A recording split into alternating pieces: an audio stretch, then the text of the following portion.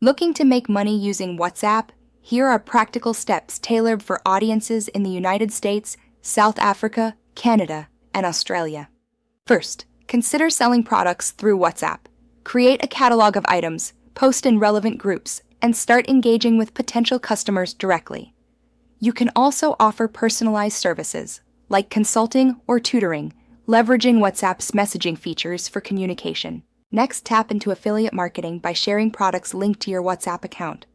Promote products you love and earn commissions for every sale generated through your referrals. Remember to build trust by sharing genuine reviews and engaging content.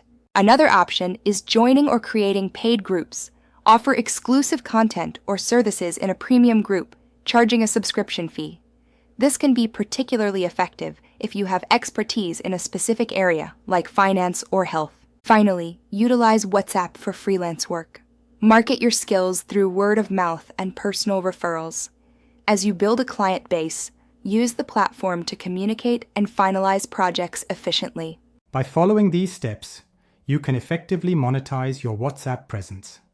Start exploring these methods today to turn your conversations into cash. Thank you for watching. Don't forget to subscribe, share, and like.